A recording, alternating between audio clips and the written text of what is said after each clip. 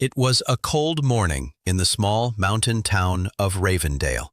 Mist hung over the trees like a white blanket, and the streets were quiet except for the sound of a barking dog somewhere far away. No one expected that this peaceful town would soon be known for one of the strangest deaths in its history. Rohan was a travel photographer who loved exploring forgotten places.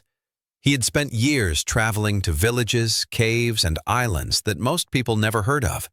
One day, as he was packing for his next trip, he received a letter with no return address. The handwriting was old-fashioned and elegant. It said, "Mr. Rohan, you are invited to document the story of my brother's mysterious death. Come to Ravendale before the 10th of May. I promise you an adventure you will never forget. Eliza Crow." Rohan was curious. He had never heard of Ravendale before. A quick search told him it was a remote mountain town cut off from the world for most of the year. Something about the letter felt strange, but his adventurous heart couldn't resist. He packed his camera, notebook, and flashlight and left the next morning. After hours of driving through forests and winding roads, Rohan reached Ravendale. The town looked like it had stopped in time. Old stone houses, narrow paths, and a clock tower that hadn't worked in years. At the edge of town stood a large wooden mansion, the Crow House. It looked old but proud, surrounded by tall pine trees. Rohan walked up the path, knocked on the door, and waited. The door opened, slowly. A woman in her early 30s stood there. She wore a long, dark coat and had tired eyes. "Mr. Rohan?" she asked softly. "Yes. You must be Eliza Crow." She nodded. "Thank you for coming. Please, come in." Inside, the mansion smelled of old wood and candle wax. Paintings of serious-looking men and women lined the walls. One picture caught Rohan's eye, a young man smiling near a mountain lake. "That's my brother, Thomas," Eliza said quietly. "He died last year, but I don't believe it was an accident." They sat by the fireplace as Eliza began her story. "My brother loved exploring the forest behind our home. He said there was something special there, a hidden valley, maybe even old ruins. One day he went hiking alone and didn't come back. The police said he slipped from a cliff and fell into the river below. They never found his body." Rohan frowned. "Then how did they confirm he was dead?" he asked. "They found his jacket and camera," Eliza replied. "The strange thing is, the last picture he took showed something impossible." She handed Rohan an envelope. Inside was an old photograph. It showed a narrow valley at sunset. But in the background there was a dark figure, tall, thin, almost human, standing among the trees. The face was blurred, but the shape looked wrong, unnatural.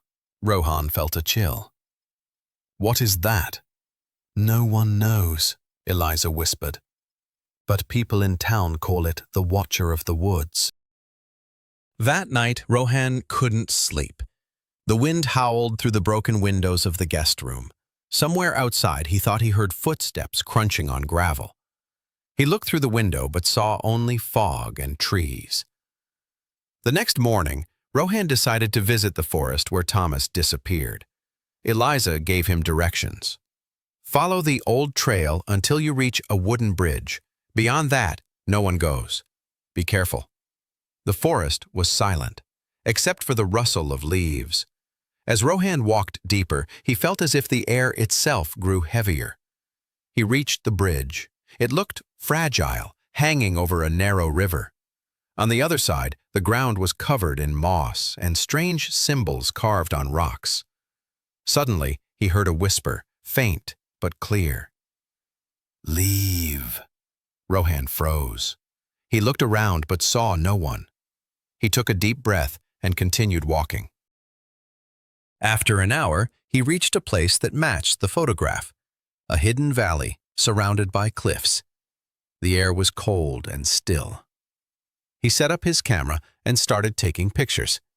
As he walked closer to a rock formation, he noticed something, a half-buried metal box. He dug it out and opened it. Inside were a notebook, a compass, and an old photograph of Thomas Crow smiling with another man. The man beside him looked older, perhaps in his 50s, wearing a strange medallion around his neck. Rohan turned the photo over. On the back was written, "To my friend, Dr. Ellis.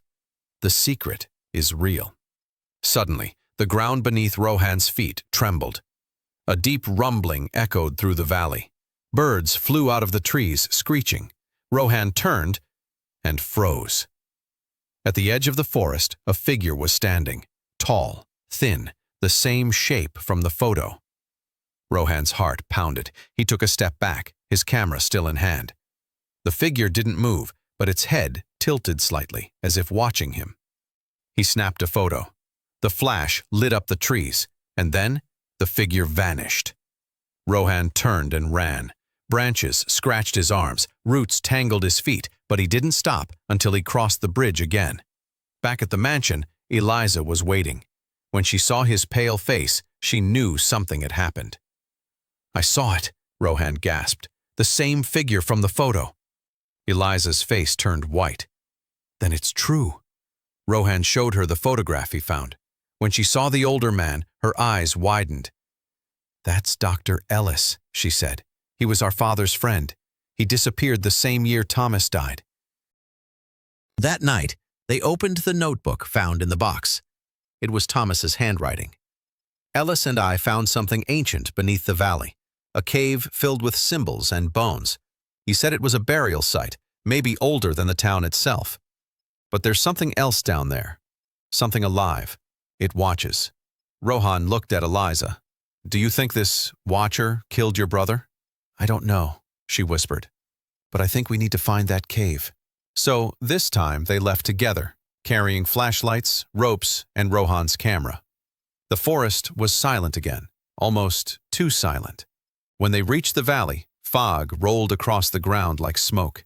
They searched near the cliffs and finally found a crack between two rocks, wide enough for a person to squeeze through. Cold air blew from inside. They crawled through and entered a huge cavern. The walls were covered in carvings, spirals, eyes, and strange shapes. In the center was a stone altar, dark with age, and beside it lay a human skeleton. Rohan shone his light on it. A torn piece of fabric was caught under the bones. It was the same color as Thomas's hiking jacket. Eliza covered her mouth. "Oh God, it's him." Rohan knelt beside the skeleton and noticed something. A metal medallion, identical to the one in the photograph, clutched in the skeleton's hand. He picked it up carefully. The ground suddenly shook. Stones fell from the ceiling. A deep rumbling sound echoed around them. Then they heard breathing, slow, heavy, close. From the shadows, something moved. A tall, thin shape stepped into the light. Its skin was gray like ash, its eyes black and endless. Its mouth didn't move, but Rohan heard its voice inside his head. "You should not be here." Eliza screamed. Rohan grabbed her hand. They ran toward the tunnel, but the figure moved faster than any human. The cave trembled again, rocks collapsing behind them. Rohan turned and threw the medallion. It hit the altar, and suddenly, a bright blue flame burst from the carvings. The creature howled, its body twisting in pain. The light grew stronger, filling the cave. Then, silence. When Rohan opened his eyes, the cave was empty. The altar had cracked, and the carvings had turned to dust. They stumbled out of the cave just as the sun broke through the fog.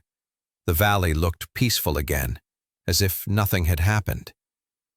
Back at the mansion, Eliza sat quietly by the window. "He was right," she said softly. "Thomas found something ancient, something that was never meant to be disturbed." Rohan nodded.